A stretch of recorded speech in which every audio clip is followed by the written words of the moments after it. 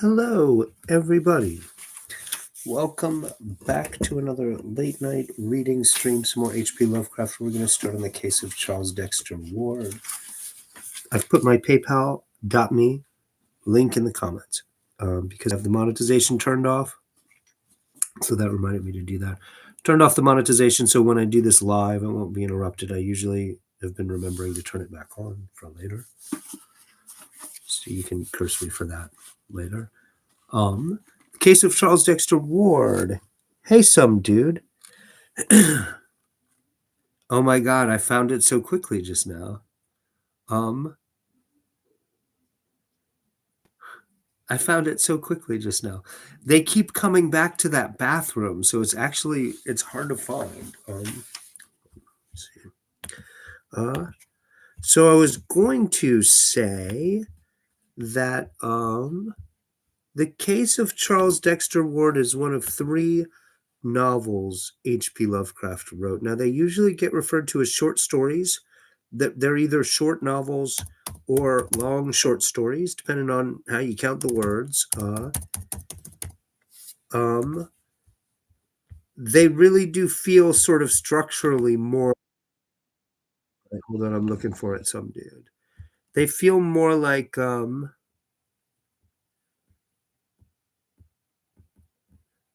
long short stories than movies. Than novels. They don't have the okay, here it is. It's right at, if you go to 51 minutes and 30 seconds, that's almost where I'm looking at the one that's the bootleggy version. So that might be off about by 10 or 15 seconds. But it's at 51:30 basically. When he walks into the bathroom, you can see he does the little boxing thing. Better not mess with me though. Of the 3 novels that Lovecraft wrote, he only published one. I think he only tried to publish one while he was alive. This is the one that's the closest to being a normal mainstream literary success. But as I was saying in the other stream just now, it has this frame of reference that's very analog horror. It's researchers unraveling each other's pre-written narratives in a way that well, now it's very easy to say that it's like analog horror, but the way that worked, of course, is that these stories by Lovecraft, which were written in the 1920s, are a deep sort of OG influence on analog horror, is what's going on now. I mean, the first generation that grew up really steeped in Lovecraft as being central to horror was mine. He was cultish and sort of a cult following kind of thing the generation before mine. It's the people who are my children's age who are growing up steeped in Lovecraft enough for that to be the influence on analog horror that it is.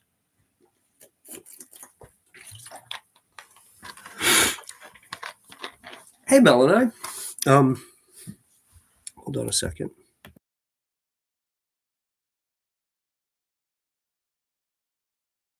Look at me remembering to mute the microphone while I'm gross about clearing my throat.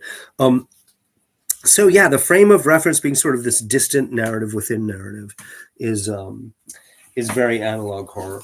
For Lovecraft, this is pretty conventional. This is sort of an old-fashioned kind of neo-Gothic story about black magic. I think he pulls way back on the weirdo Cthulhu-y stuff in this story.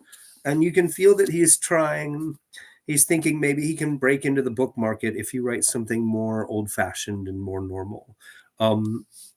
Generally, Lovecraft fans don't think much of this one. It's one of my favorite stories. I think it's great. There's been at least 2 movies of it that are good. There's a late 80s movie Dan O'Bannon got really ill in the middle of directing called, I think, The Resurrected. Not great. There's a 60s movie with Vincent Price called The Haunted Palace that it's part of the Vincent Price Edgar Allan Poe series. It's named The Haunted Palace because that's the name of a poem by Poe, but it's actually based on this. Has a script by Charles Beaumont. Hello, Lil Janie. Cool, you're just in time for the beginning of this one. This one is also long. I didn't check how many nights it's going to take to read it, but like the last one, it's going to be several. This actually has chapter breaks in it too. That last one did not. The case of Charles Dexter Ward. It's got parts and chapters. It's got one with a Roman numeral and then under that one. So one Roman numeral and then a result and a prologue and then one. It was very serious, Mr. Lovecraft. That's some very serious framing. From a private hospital for the insane near Providence, Rhode Island, there recently disappeared an exceedingly singular person. He bore the name of Charles Dexter Ward, and was placed under restraint most reluctantly by the grieving father who had watched his aberration grow from a mere eccentricity to a dark mania involving both a possibility of murderous tendencies and a profound and peculiar change in the apparent contents of his mind. Doctors confessed themselves quite baffled by his case, since it presented oddities of a general physiological as well as psychological character. I'm going to interrupt also. The analog horror thing of it being sort of fake documentary, being kind of invented by Lovecraft. It works well out loud, but this is also like internet era sort of second screen soft focus attention. Like this stuff with the fake documentary detail actually works a little better if you're hearing somebody read it out loud, or if you're watching a video and letting it wash over you. It's like a newspaper voice or a newscaster voice. That was very weird when he wrote this. Borges kind of writes like that. I guess he's the same generation. Oh no, Borges was influenced by Lovecraft generation later. Doctors confessed themselves quite baffled by his case, since it presented oddities of a general physiological as well as psychological character. In the first place, the patient seemed oddly older than his 26 years would warrant. Mental disturbance, it is true, will age one rapidly, but the face of this young man had taken on a subtle cast which only the very aged normally acquire. In the second place, his organic processes showed a certain queerness of proportion which nothing in medical experience can parallel. Respiration and heart action had a baffling lack of symmetry. The voice was lost, so that no sounds above a whisper were possible. Digestion was incredibly prolonged and minimized, and neural reactions to standard stimuli bore no relation at all to anything heretofore recorded, either normal or pathological. You tap him on the knee, punches you in the face. It's weird. It's not a reflex at all. Look, I'm just trying to help. I'm not heckling. All right, I'll be quiet. I'm sorry.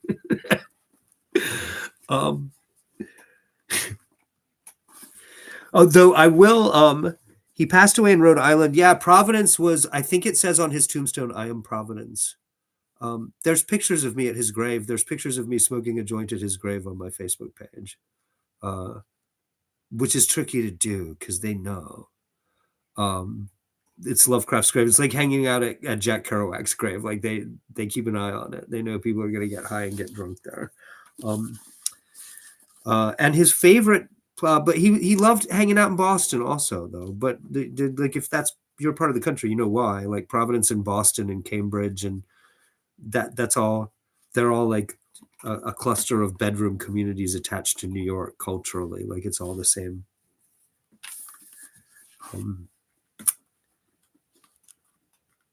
Yeah, also I was going to say, Mel and I forgot to say the passage in that end of Dream Quest of Unknown Kadath describing that neighborhood in Boston mentions the Charles and the many bridges over it. Same Charles River, same part of the Charles River referred to in the song Dirty Water by the Standells. The story behind the song Dirty Water by the Standells is they were on tour and they were playing a show in the Back Bay in Boston. And they met some college girls at the show who lived in a dorm at BU. And BU, they had a curfew. They had to be in at curfew, and they couldn't sign boys in because it was not co-ed dorms because this was the 60s. But they were like, we'll meet you out by the river, by the walk, by the river, after midnight, because there's a head count at midnight. But once it's locked out, we can sneak out the window, and we'll come down the fire escape and hang out with you. So they tried to wait all night for these girls who never showed up, and then they got mugged, and the singer got beaten up and thrown in the river. And that's what that line about "I love that dirty water, Boston, you're my home" is about. Um, Frustrated women. I mean, the frustrated have to be in by 12 o'clock. Oh, and that's a shame. And that is where I used to sit with my friends and drink rum and wine when I was a freshman in college, the exact place where they got mugged.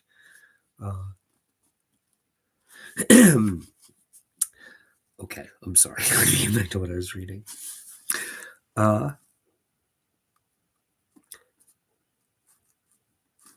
The skin had a morbid chill and dryness, and the cellular structure of the tissue seemed exaggeratedly coarse and loosely knit. Even a large olive birthmark on the right hip had disappeared, whilst there had formed on the chest a very peculiar mole or blackish spot of which no trace existed before. In general, all physicians agree that in Ward the processes of metabolism had become retarded to a degree beyond precedent. Retardation, all right. Psychologically, too, Charles Ward was unique. His madness held no affinity to any sort recorded in even the latest and most exhaustive of treatises, and was conjoined to a mental force which would have made him a genius or leader had it not been twisted into strange and grotesque forms. Dr. Willett, who was Ward's family physician, affirms that the patient's gross mental capacity, as gauged by his response to matters outside the sphere of his insanity, had actually increased since the seizure. Ward, it is true, was always a scholar and an antiquarian, but even his most brilliant early work did not show the prodigious grasp and insight displayed during his last examinations by the alienists. Alienist is an archaic word for psychologist.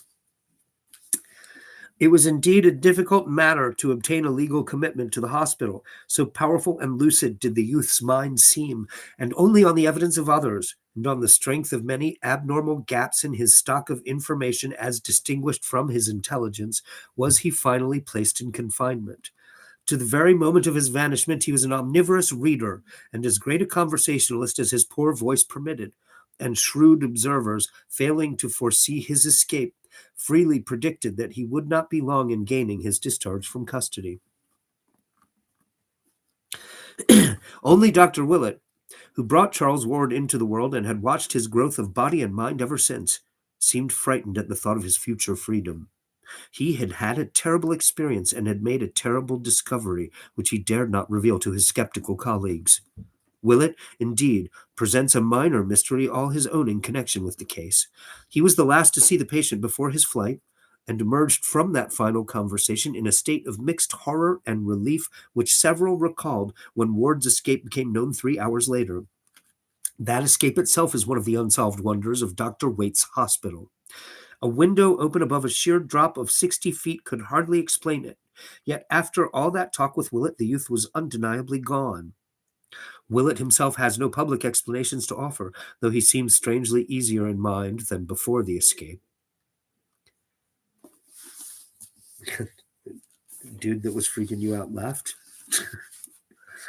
Many indeed feel that he would like to say more if he thought any considerable number would believe him. He had found Ward in his room, but shortly after his departure, the attendants knocked in vain. When they opened the door, the patient was not there, and all they found was the open window with a chill April breeze blowing in a cloud of fine bluish-gray dust that almost choked them. True, the dogs howled some time before, but that was while Willett was still present, and they had caught nothing and shown no disturbance later on. I'm going to interrupt to say again, and this is kind of obvious.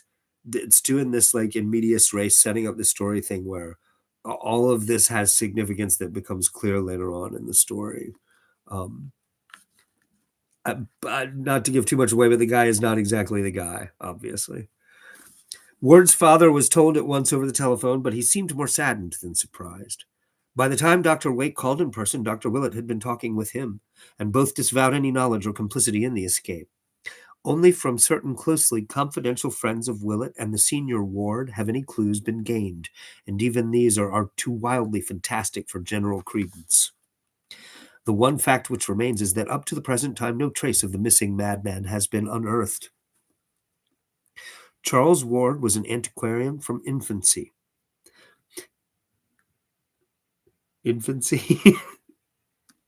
No doubt gaining his taste from the venerable town around him, and from the relics of the past which filled every corner of his parents' old mansion in Prospect Street on the crest of the hill. With the years, his devotion to ancient things increased, so that history, genealogy, and the study of colonial architecture, furniture, and craftsmanship at length crowded everything else from his sphere of interests. These tastes are important to remember in considering his madness, for although they do not form its absolute nucleus, they play a prominent part in its superficial form. The gaps of information which the alienists noticed were all related to modern matters, and were invariably offset by a correspondingly excessive, though outwardly concealed, knowledge of bygone matters, as brought out by adroit questioning, so that one would have fancied the patient literally transferred to a former age through some obscure sort of auto-hypnosis. The odd thing was that Ward seemed no longer interested in the antiquities he knew so well. He had, it appears, lost his regard for them through sheer familiarity, and all his final efforts were obviously bent toward mastering those common facts of the modern world which had been so totally and unmistakably expunged from his brain. That this wholesome deletion had occurred, he did his best to hide, but it was clear to all who watched him that his whole program of reading and conversation was determined by a frantic wish to imbibe such knowledge of his own life and of the ordinary practical and cultural background of the 20th century as ought to have been his by virtue of his birth in 1902 and his education in the schools of our own time. So it's a story set in 1929. If he's 27, he's born in 02. I think it was written a year or two before that, but that's about right. Call of Cthulhu is 1926. Alienists are now wondering how, in view of his vitally impaired range of data, the escaped patient manages to cope with the complicated world of today. It's 1929. Yeah, it's like the future. It's technologically vast in there. They got trains, telegraph wires. Okay. Alienists are right. The dominant opinion being that he is lying low in some humble and unexacting position till his stock of modern information can be brought up to the normal. The beginning of Ward's madness is a matter of dispute among alienists. Dr. Lyman, the eminent Boston authority, places it in 1919 or 1920, during the boy's last year at the Moses Brown School, when he suddenly turned from the study of the past to the study of the occult, and refused to qualify for college on the ground that he had individual researches of much greater importance to make. This is certainly borne out by Ward's altered habits at the time, especially by his continual search through town records and among old burying grounds for a certain grave dug in 1771, the grave of an ancestor named Joseph Curwen, some of whose papers he professed to have found behind the paneling of a very old house in Olney Court on Stamper's Hill, which Curwen was known to have built and occupied. It is, broadly speaking, undeniable that the winter of 1919 to 1920 saw a great change in Ward, whereby he abruptly stopped his general antiquarian pursuits and embarked on a desperate delving into occult subjects, both at home and abroad, varied only by this strangely persistent search for his forefather's grave. From this opinion, however, Dr. Willett substantially dissents, basing his verdict on his close and continuous knowledge of the patient and on certain frightful investigations and discoveries which he made toward the last. Those investigations and discoveries have left their mark upon him, so that his voice trembles when he tells them, and his hand trembles when he tries to write of them. Willett admits that the change of 1919 to 1920 would ordinarily appear to mark the beginning of a progressive decadence which culminated in the... That didn't startle me. I'm not scared.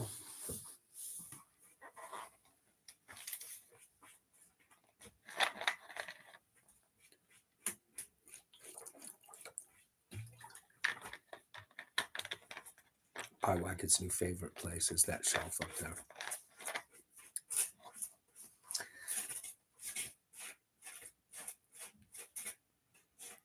Hear her digging at a pile of papers and tearing them? That's some random, really old, looks like vaguely important family papers belonging to John and Chuck. Me letting her do that? Most malicious thing I've done here. I'm not going to stop her. Oh, you know what? I'm trying to read out loud. I have to stop her. Pie. Hey. Come on, buddy.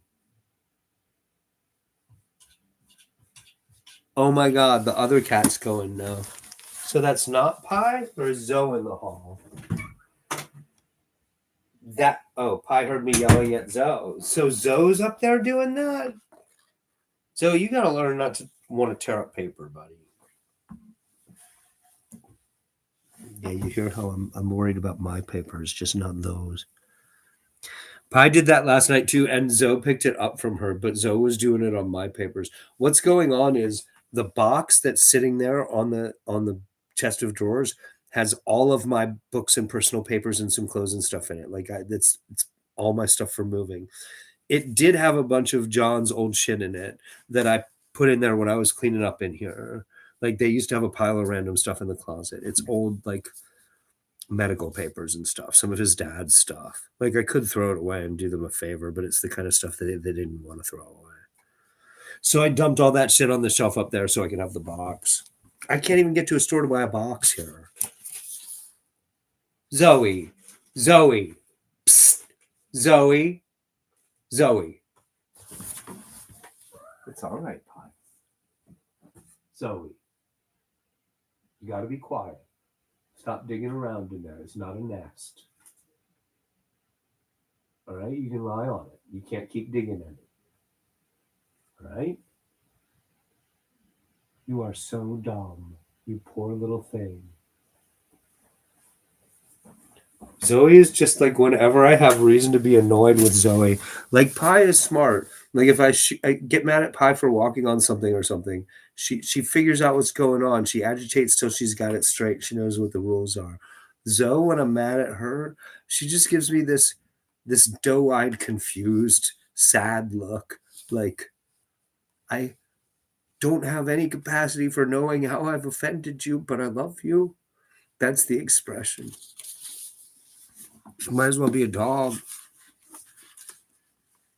They're taking turns, and they do that sometimes. One of the reasons they're agitating tonight, Mel and I, you weren't what I realized earlier. I ran out of cat treats. Like you guys see how normally I give them a handful of cat treats like 2 or 3 times a stream. I do that all day. I leave the cat treats out so that they can bat the bag around to ask for some. And I ran out and I didn't go to the store today. So they're taking it out on me. They're trying to remind me. It isn't going to help. There's no treats here. There's no all-night store. I can't get them treats. I can't get me treats. I want a treat. I want dinner.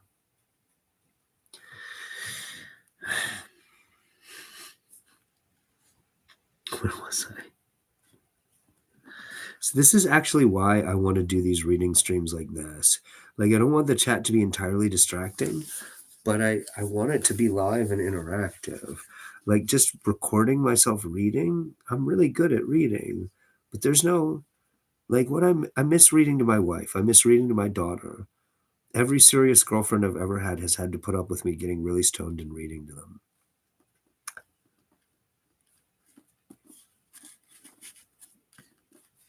You know, I say that like that's a burden, but if I ever develop a girlfriend again, they're going to have to put up with me reading to you, which is possibly more burdensome. Thank you, Melanie. I ordered new books today, by the way. I got the next 2 books on the way.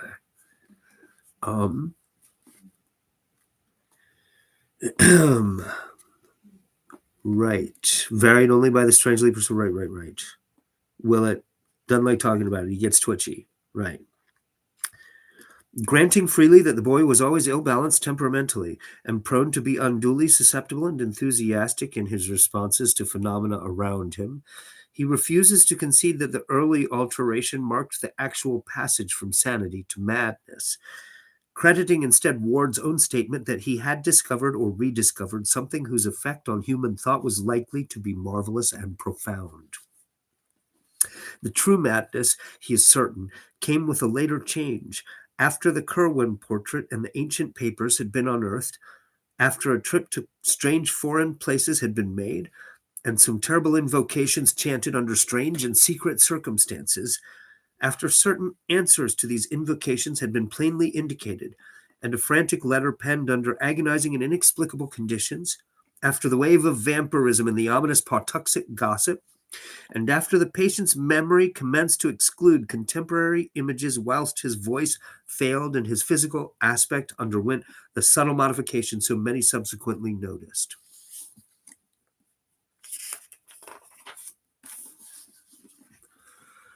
It was only about this time, Willett points out with much acuteness, that the nightmare qualities became indubitably linked with Ward, and the doctor feels shudderingly sure that enough solid evidence exists to sustain the youth's claim regarding his crucial discovery.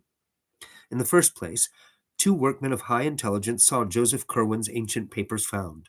Secondly, the boy once showed Dr. Willett those papers and a page of the Curwen diary, and each of the documents had every appearance of genuineness. The hole where Ward claimed to have found them was long a visible reality, and Willett had a very convincing final glimpse of them in surroundings which can scarcely be believed and can never, perhaps, be proved. Then there were the mysteries and coincidences of the Orne and Hutchinson letters, and the problem of the Curwen penmanship and of what the detectives brought to light about Dr. Allen.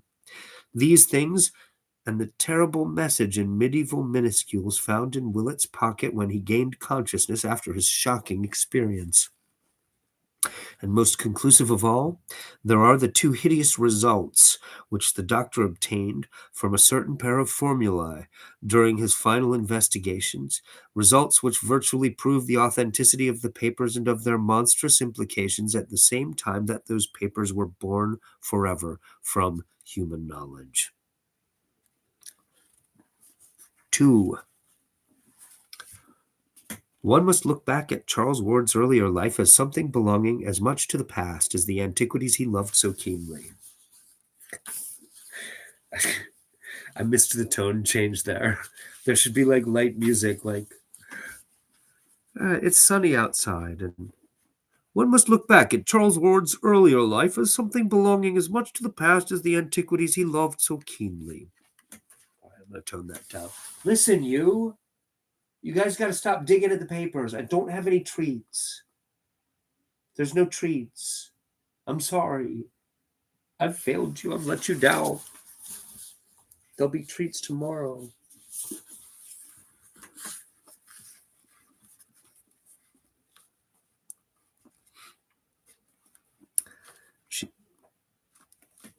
She's going to start as soon as I start reading.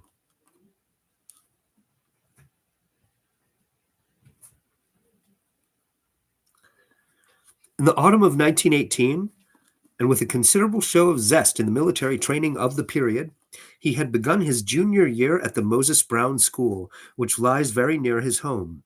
The old main building, erected in 1819, had always charmed his youthful antiquarian sense, and the spacious park in which the academy is set appealed to his sharp eye for landscape.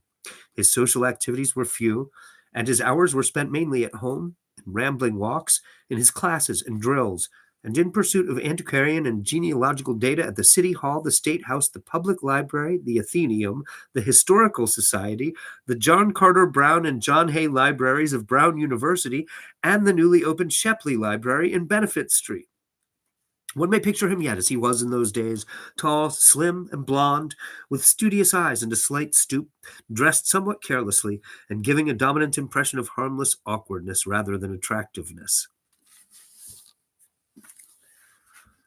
His walks were always adventures in antiquity, during which he managed to recapture from the myriad relics of a glamorous old city a vivid and connected picture of the centuries before. His home was a great Georgian mansion atop the well-nigh precipitous...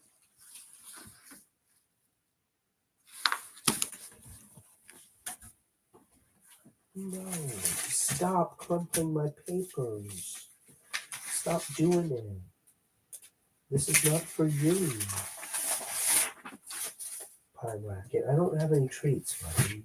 I know you want treats. There's no treats. I don't have any. They're all gone. There's none in here. No, there's just mushroom gummies. No, that pen is not for you either.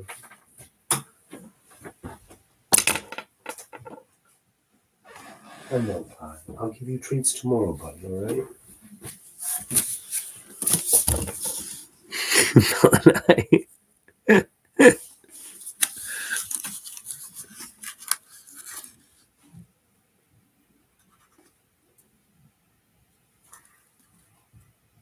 His home was a great Georgian mansion atop the well-nigh precipitous hill that rises just east of the river, and from the rear windows of its rambling wings he could look dizzily out over all the clustered spires, domes, roofs, and skyscraper summits of the lower town to the purple hills of the countryside beyond. Here he was born, and from the lovely classic porch of the double-bayed brick facade his nurse had first wheeled him in his carriage, past the little white farmhouse of 200 years before that the town had long ago overtaken. Wait, what?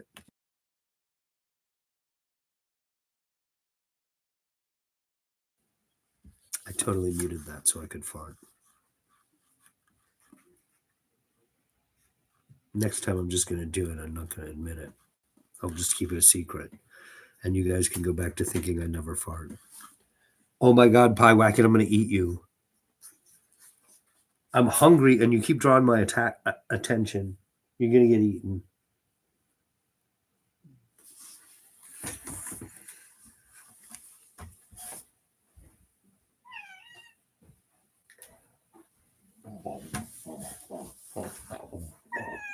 You don't want to be eaten?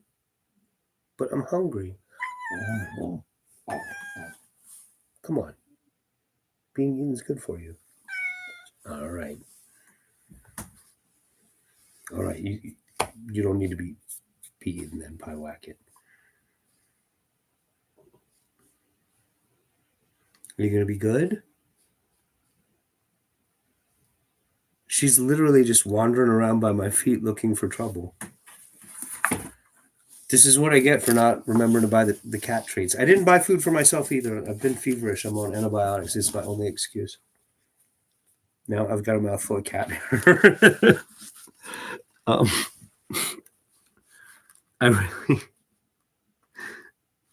had a split second where I was like, why do I have cat hair in my mouth?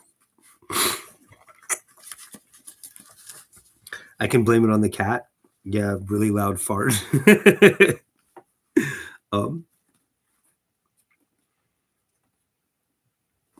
Oh my God. Pie. No. Psst. That's a power strip. You can't do that, buddy. Come on. Come on. No, you can't. That's a power strip. You can't do that. Pie Wacket.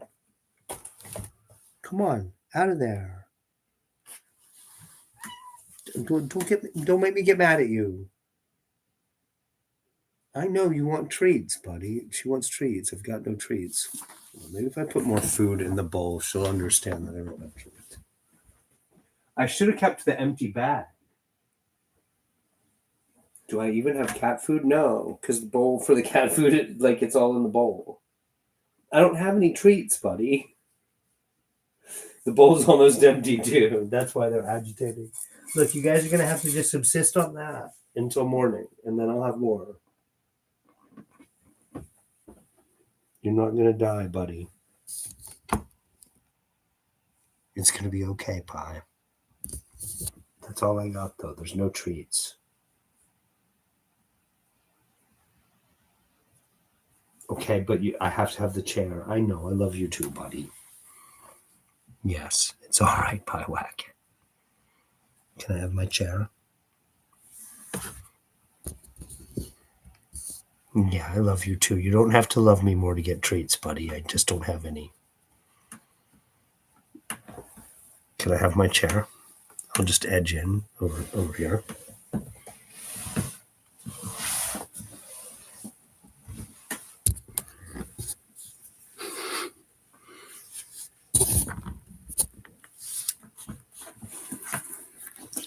All right. Where was I?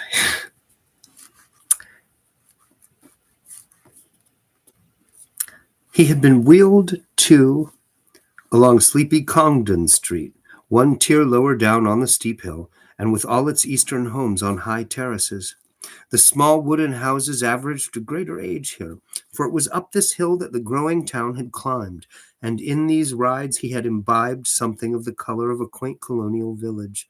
The nurse used to stop and sit on the benches of Prospect Terrace to chat with policemen, and one of the child's first memories was of the great westward sea of hazy roofs and domes and steeples and far hills which he saw one winter afternoon from that great railed embankment, all violet and mystic against a fevered, apocalyptic sunset of reds and golds and purples and curious greens.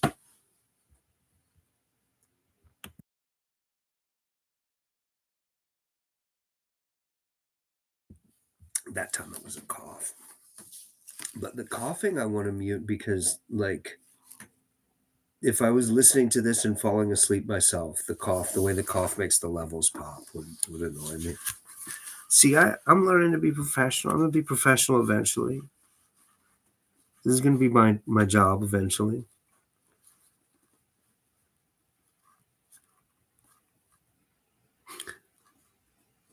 It's work now, apparently. I'm having trouble getting through it.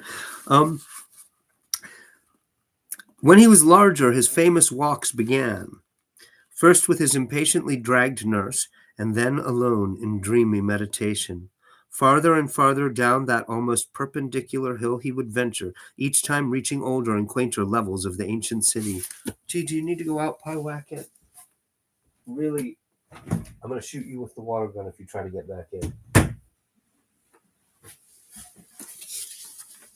I can't really do that. It's not like I really did fail to buy them treats. It would be mean to shoot her with the water gun. I might threaten to, though. Like, I might brandish the water gun.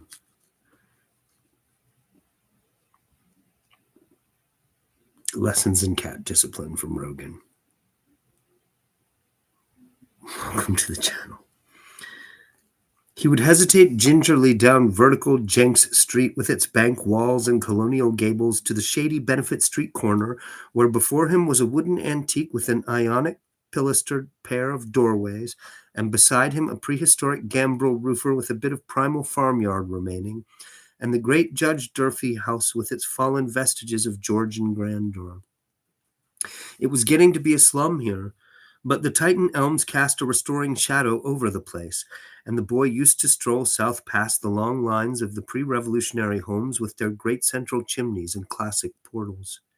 On the eastern side, they were set high over basements with railed double flights of stone steps, and the young Charles could picture them as they were when the street was new, and red heels and periwigs set off the painted pediments whose signs of wear were now becoming so visible. Red heels? Is that a thing? Like heels on shoes?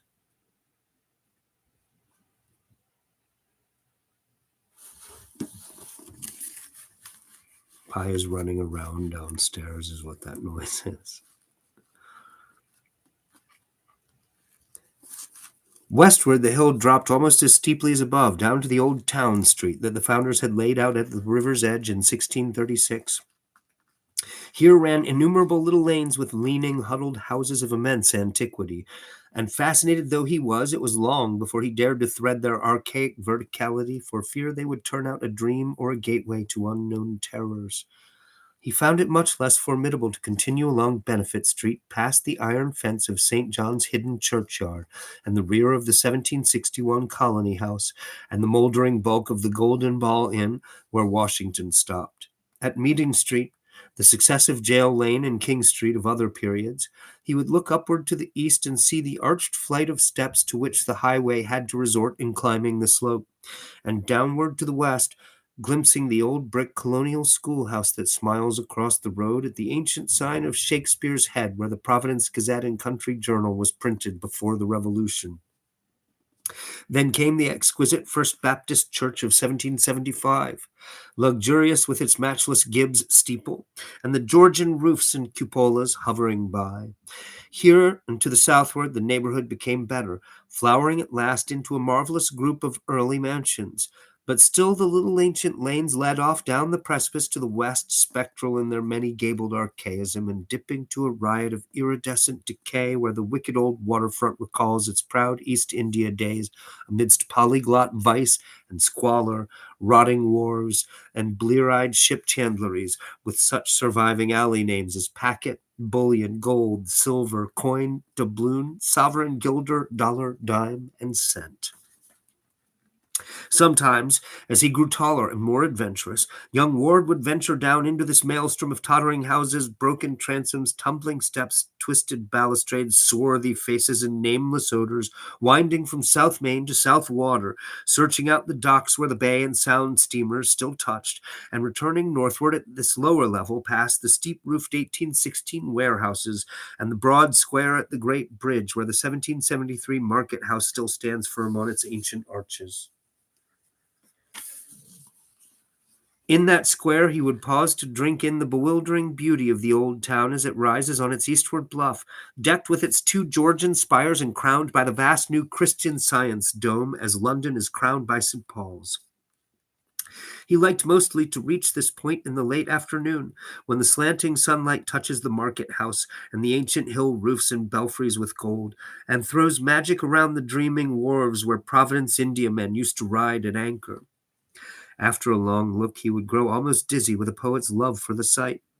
And then he would scale the slope homeward in the dusk past the old white church and up the narrow precipitous ways where yellow gleams would begin to peep out in small-paned windows, and through fanlights set high over double flights of steps with curious wrought iron railings.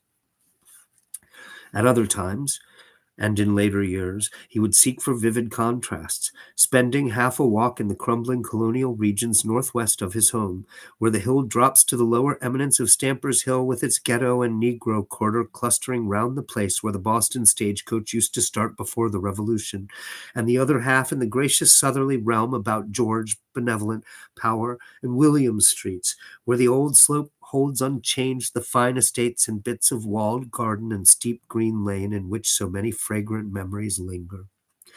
These rambles, together with the diligent studies which accompanied them, certainly account for a large amount of the antiquarian lore which at last crowded the modern world from Charles Ward's mind, and illustrate the mental soil upon which fell, in that fateful winter of 1919 to 1920, the seeds that came to such strange and terrible fruition. Dr. Willett is certain that up to this ill-omened winter of first change, Charles Ward's antiquarianism was free from every trace of the morbid. Graveyards held for him no particular attraction beyond their quaintness and historic value, and of anything like violence or savage instinct he was utterly devoid. Then, by insidious degrees, there appeared to develop a curious sequel to one of his genealogical triumphs of the year before, when he had discovered among his maternal ancestors a certain very long-lived man named Joseph Curwen, who had come from Salem in March of 1692, and about whom a whispered series of highly peculiar and disquieting stories clustered. Ward's great-great-grandfather, Welcome Potter, had Welcome Potter? Really? Welcome is the first name. Boy, that's an awkward name. I guess it could be worse. He could be named Hello. That would be rough.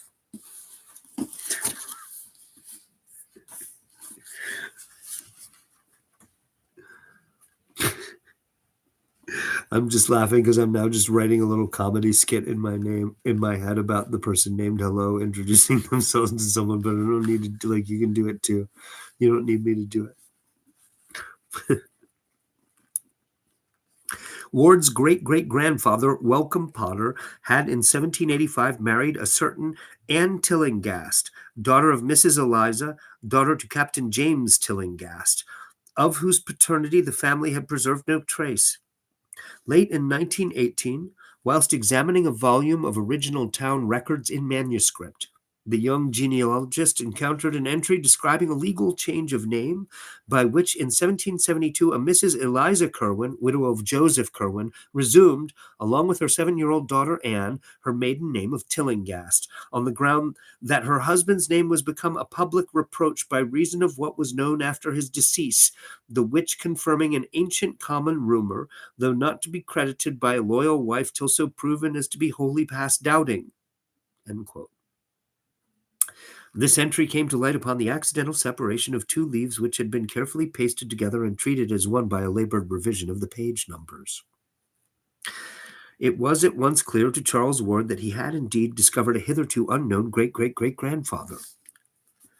The discovery doubly excited him because he had already heard vague reports and seen scattered allusions relating to this person, about whom there remained so few publicly available records, aside from those becoming public only in modern times, that it almost seemed as if a conspiracy had existed to blot him from memory.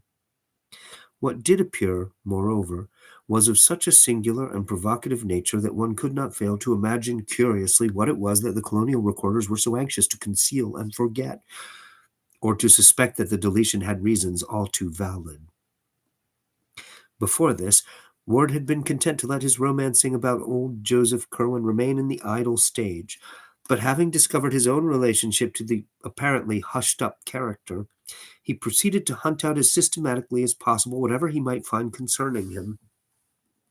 In this excited quest, he eventually succeeded beyond his highest expectations, for old letters, diaries, and sheaves of unpublished memoirs in cobwebbed Providence garrets and elsewhere yielded many illuminating passages which their writers had not thought it worth their while to destroy.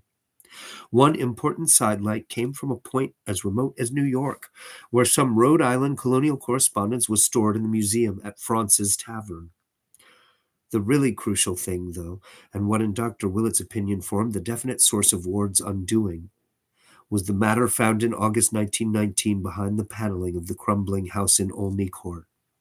It was that, beyond a doubt, which opened up those black vistas whose end was deeper than the pit. Okay.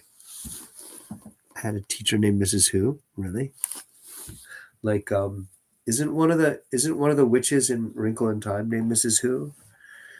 It's Mrs. Who and Mrs. Witch and Mrs. What's It, right? Wrinkle in Time is one of the books I have here that I've always wanted to write a movie of Wrinkle in Time, and one of the few books that they actually had a copy of at the discount store here. It's actually a box set of the 5 books in the series. And I thought I might read it here, but then I realized, like I said a few streams ago, it's a little too weird and druggy in here. Like, I don't need to be baiting children into this channel or these streams. Like, it's okay if precocious kids like Jelly come in. It's not okay if I'm actually reading children's literature. You never read Wrinkle in Time? It's great.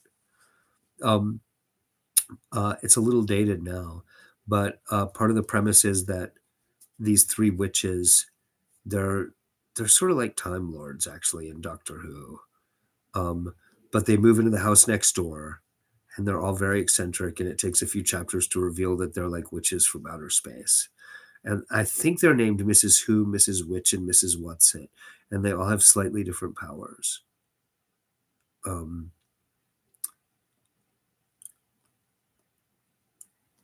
Yeah, the last movie they made of Wrinkle in Time, they did a really good job of casting those roles. Like, they had great actresses in them. I don't remember who, but the movie was so bad that it didn't matter.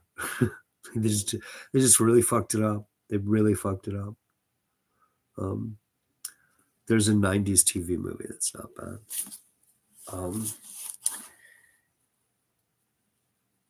Yeah, I'm not even thinking about writing screenplays now. I have to get to a better place than this. This house is just not conducive. Now that you're older with more available time, you should read it. I wanted to read the whole series, because the second one's a direct sequel to the first one, Wind in the Door. I probably a wind in the door, actually, huh? Because it's a wrinkle in time. A wind in the door. But then the third, the third and fourth ones are definitely aimed at an older audience. Like the third one struck me as being weirdly girly and romantic and not having enough fantasy stuff, and I didn't follow it very well when I was like 8 years old. So it's just like it's for 13-year-olds, not for however young I was. But I've got them all here. I just can't read for fun anymore. I can do this. I ordered to read in these late night streams. I ordered a David Hartwell collection of classic horror stories called Foundations of Fear, which is like about this thick and full of really great short stories. I've gone through several copies of it, reading it out loud to girlfriends and my ex-wife, and read some. And a James Branch Cabell book called Figures of Earth. He wrote a gigantic series of comic fantasy novels in the 10s and 20s, 1910s and 1920s. He's super fun and has been really forgotten. Like, as soon as I remembered him, I thought I should. Like, Sean and a couple of other people who come in here are really into me reading, but I read they're really obscure books I really love. I'm afraid that like if you really love a book, that there's only 15 people left in the world really care about it because it's like 18th century and you're a dramatic reader on YouTube, you kind of have to go to the obscure ones. Like Wrinkle in Time, even Lovecraft is a little like, there's other guys reading Lovecraft. So, hey, Sean. Oh, that's so, I spotted the Jack London book I want, but I got distracted before I ordered it. I ordered the two other books. Because my phone linked me directly to Amazon. But I wanted to ask you actually, well, so there's a portable Jack London that has a bunch of short stories. It's called the Viking Portable Jack London. But it also has a bunch of correspondence and nonfiction essays, which I think is probably beside the point. And the only novel it has is Call of the Wild. But there's another book that's a Barnes and Noble's like public domain hardback, like just like this. It has a cover that matched the dust jacket to this that I threw away. That's called, I think it's called something Six Novels. Part of the title is Six Novels. The Complete Jack London, Six Novels, maybe. But that has White Fang, Call of the Wild, The Star Rover, Martin Eden, The Sea Wolf, and Valley of the Moon, and I've never read those last three, so that's the book I wanted. But yeah, I got two on the way, and hopefully I'll be on the way to Mississippi next week. I mean, I hated to order books on eBay if they're not going to ship here before I leave town. And then I thought, you know what, if I buy books, I'm going to jinx the hotel room into opening. Like, I'll get the hotel room and then those two books will arrive and the packages will just gather dust in the corner here. I bought Figures of Earth by James Branch Cabell, which I have not been talking about, but it's one of my favorite books, and a collection of horror stories called Foundations of Fear by David Hartwell. The editor, David Hartwell, edited two massive collections of classic horror that are like like classroom use definitive. The first one is called The Dark Descent, and the second one's called Foundations of Fear. And Foundations of Fear emphasizes really long, really classic stories, has a bunch of 18th and 19th century stuff in it. E.T.A. Hoffman, stuff like that. I'm really big on Gothic literature. Yeah, I mean, yeah. I have trouble believing more people don't know these books are as fun as they are. But yeah, the Lovecraft was an easy and obvious one. I was also in the middle of reading Lovecraft in those recordings that are sort of lost now. I made a whole bunch of CDs of myself reading Lovecraft when I was in serious pain and seriously addicted to morphine. I went through this phase where I couldn't fall asleep to anything but listening to Lovecraft. And then I was like, it's got to be me. I've got to hear me reading Lovecraft. So I made a whole bunch of recordings of myself reading Lovecraft in this very like sleepy time, morphine down voice. Like I was reading very slowly directly into the opiate vibe like this. And I did like 6 or 7 CDs like that. And Red stole them. Like when Red moved out, she ganked all my Lovecraft CDs and then later insisted I gave them to her. But it's like, I mean, if you like them that much, kid, yeah, you can have them. It's cool. Whenever I read, definitely post or announce what text you're reading from. Yeah. Well, this story actually has breaks in it. So yes, you can actually find where I am in the story much easier than Dream Quest of Unknown Kadath, which is like 150 pages of just no chapter breaks whatsoever, which is really odd, actually. This one, he does this like pretentious thing where it's got like books and chapters and breaks all over the place, little quotes, and you can tell he really wanted it to be for book publication and not magazine publication. Part 1, Chapter 1, Book 2.